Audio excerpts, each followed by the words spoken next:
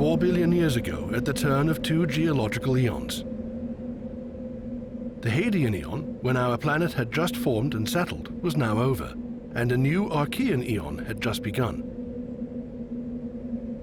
The atmosphere was still unbreathable for any known animal or plant, and the oceans were depleted of oxygen. As inhospitable as it seemed, our planet was already much more than just another barren rocky world in space. Quite the opposite. It was literally teeming with life, invisible to the naked eye. Primitive microorganisms inhabited its water and soil. These first denizens of life were called prokaryotes, single-celled microbes that lacked a nucleus and had no organelles. They were primitive, but by no means simple. Prokaryotes possessed all of the features that are required to fall under the definition of life. They were autonomous, completely self-sustained, and not dependent on other organisms. They were also metabolizing, or simply consuming chemicals and transforming them into energy for their bodies. Finally, prokaryotes were complex in their organization, able to evolve, develop, and most importantly, reproduce. Prokaryotes became living organisms when they obtained the mechanism that allowed them to replicate and pass on their genes.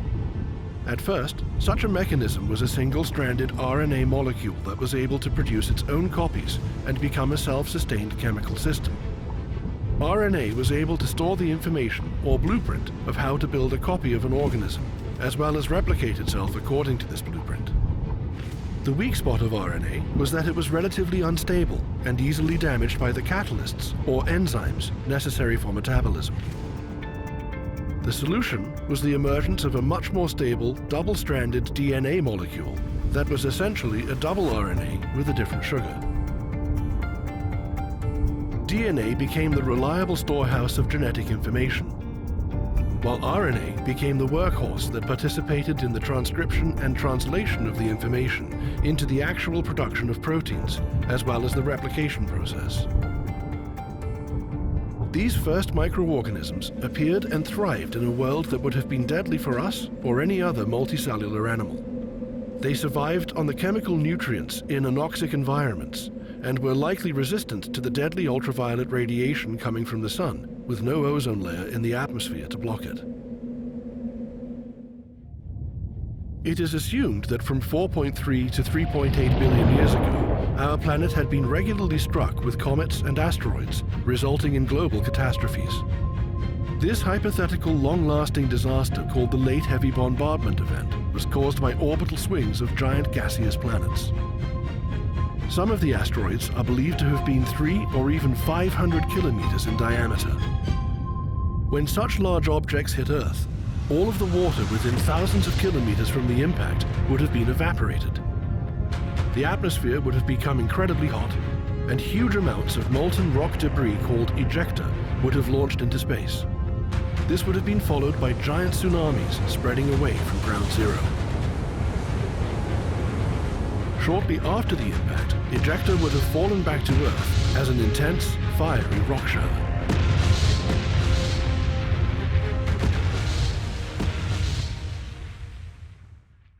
If the late heavy bombardment really happened, it would have been difficult for living organisms to survive.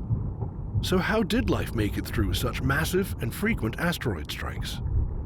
Firstly, the late heavy bombardment might not have been as heavy as one might think. Large asteroids probably hit our planet more often than usual, but the intervals between the catastrophes were tens of thousands or even a few million years. Life would have had time to recover. Secondly, even when a massive asteroid 500 kilometers across plummeted into Earth, only half of the planet would have been directly affected. The ocean would have boiled and evaporated on one hemisphere, but the other hemisphere would have remained a safe place for microbes. In addition, those microbes most likely populated the soil a kilometer or more beneath the surface, where they would have hardly noticed any disturbance above them.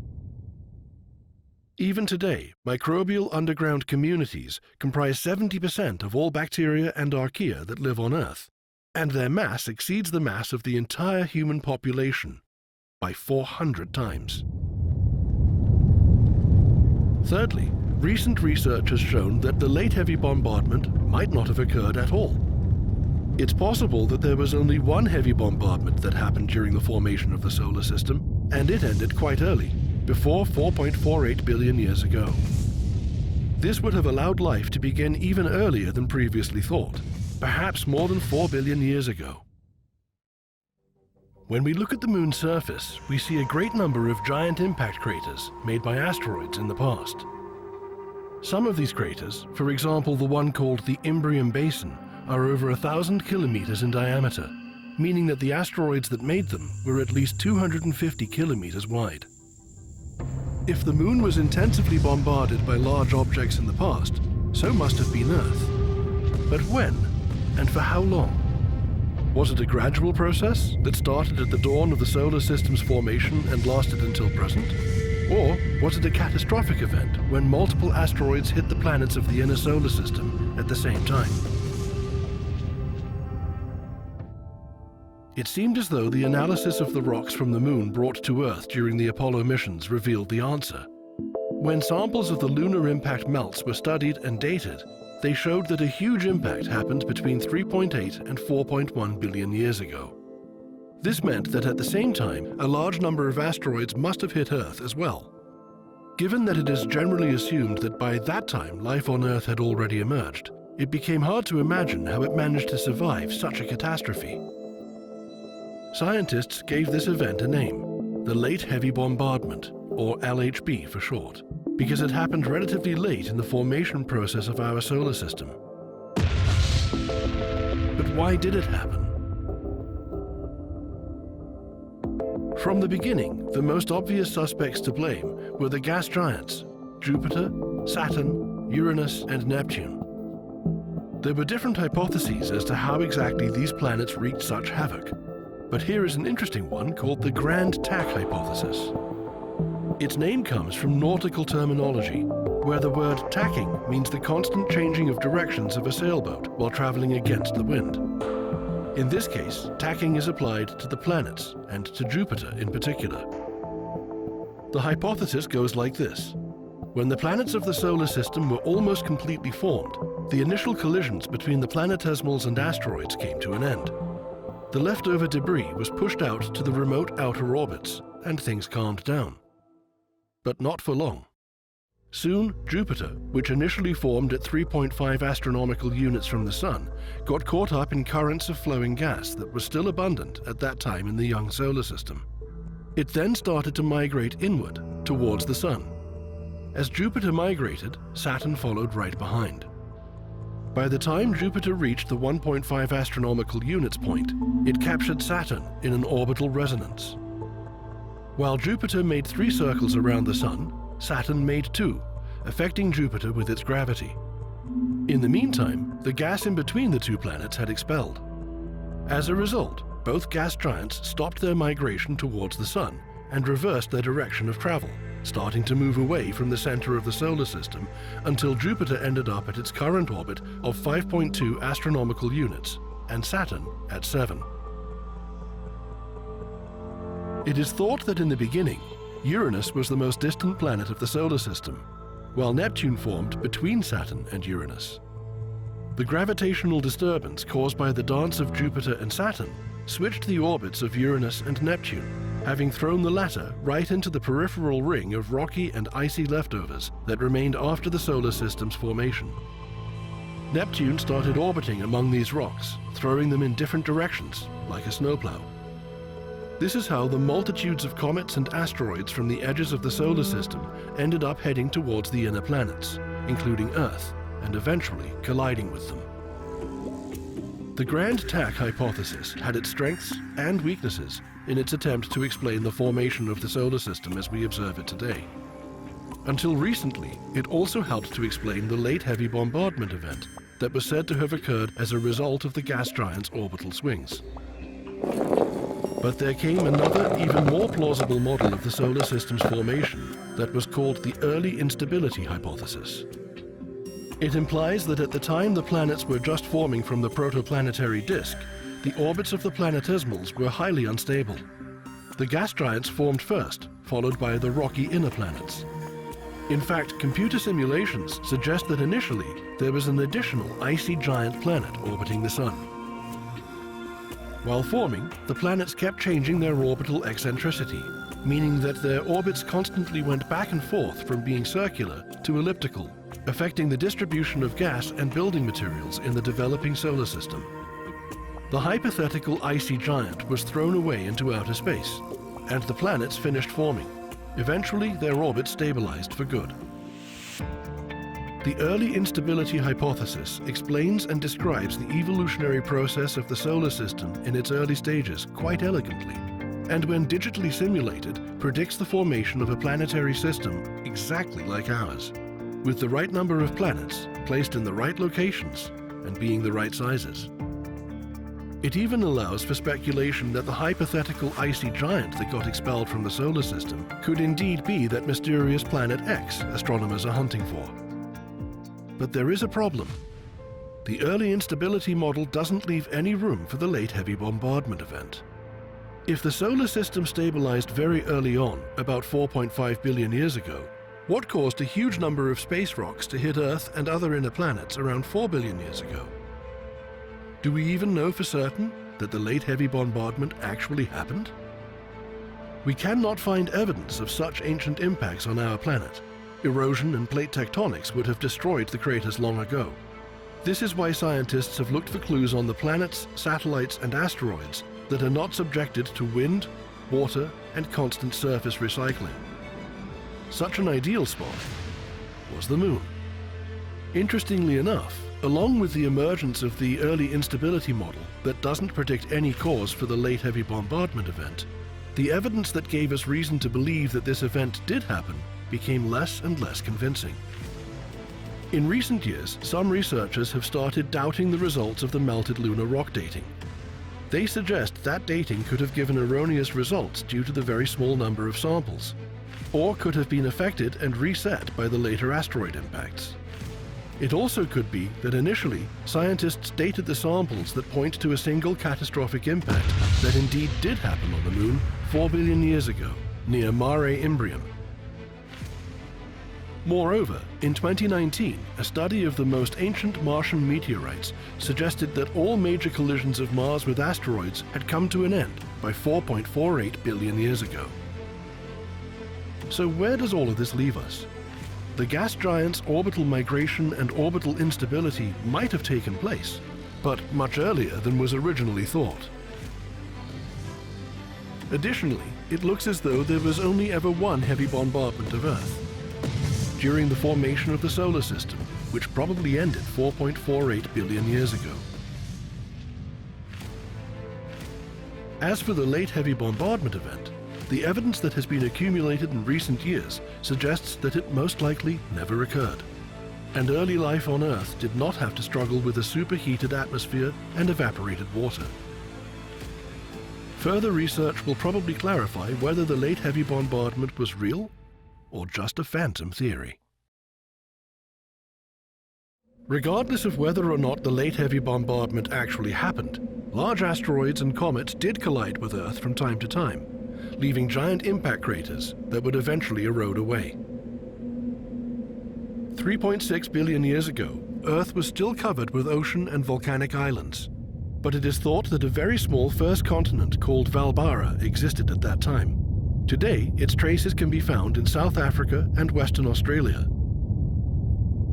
Meanwhile, the microscopic inhabitants of our planet went on changing the world around them. Very early in their history, ancient prokaryotes split into major domains: bacteria and archaea. Despite their similarities in shape and appearance, members of these two groups differ from each other by their molecular and genetic characteristics. Later in the history of life, archaea would play a crucial role in the emergence of eukarya, the third major domain of organisms that include multicellular forms and contain nuclei in their cells. But bacteria were already changing our planet, creating an environment in which the existence of complex life would eventually become possible. The focus of our story, for now, is on cyanobacteria. While other organisms that populated Earth in the early Archean were using chemosynthesis, consuming chemical elements from their environments to obtain energy, cyanobacteria did something revolutionary. They started employing sunlight for this purpose in a process called photosynthesis. Thanks to cyanobacteria, life on Earth became visible to the naked eye. As early as 3.5 or even 3.8 billion years ago, these microorganisms started forming microbial mats and building layered dome-like structures known as stromatolites. They looked like piles of stones, but they were alive. The microbes populated the slimy mat layer on the top surface of the stony domes, which were usually scattered in tidal areas. When the tides were out, cyanobacteria were happily photosynthesizing above the water's surface. When the tides were in, fine sediments floating in the water were carried over the stromatolites and were trapped in sticky microbial mats. When the cover of sediment which accumulated on the dome became thick enough to block the sunlight, the microbes moved upwards, producing one fine layer after another. If we slice a stromatolite vertically, we discover fine layers of sediment representing its growth, much like the rings of a tree. This process was repeated again and again, cementing multiple layers on top of each other, forming continuously growing domes or columns. Stromatolites could grow several meters high, forming the first reefs long before the time of corals. They also took part in the continent building process, adding more and more bacteria-formed minerals. At about 3.1 billion years ago, the only significant landmass on Earth was the ancient continent Ur, surrounded by a seemingly endless ocean. Although larger than its predecessor Valbara, Ur was a fairly small continent. It consisted of parts of modern Antarctica, Australia, India, and Madagascar, and its name means original or primitive in German. Cyanobacteria, with their mats and domes, were the only visible life on Earth for billions of years. Stromatolites populated large tidal areas around the continental shores, taking various forms, shapes, and sizes. Cyanobacteria were not only responsible for making stromatolites. These microorganisms played a much larger role in the history of our planet. They dramatically changed Earth's atmosphere by pumping oxygen into it. But there is a little twist to this story. The cyanobacteria were photosynthesizing or utilizing sunlight to obtain energy. And as we know, the byproduct of photosynthesis is oxygen that is released into the environment.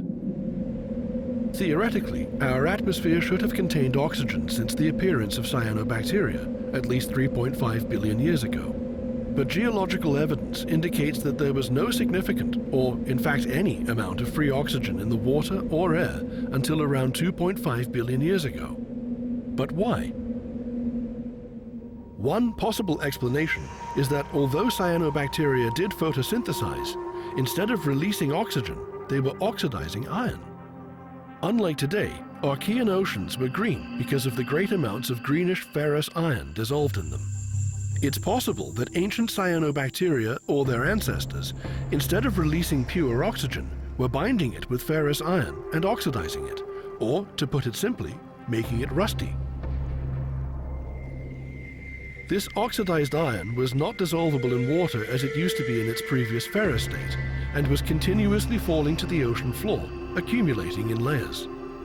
During the daytime, when cyanobacteria were actively photosynthesizing, iron particles were falling to the bottom. During the night, no iron was released. Indeed, all over the world, geologists find vast formations where layers of iron oxides alternate with shales and cherts that were accumulated during the Archean times from about 3.5 to 2.5 billion years ago.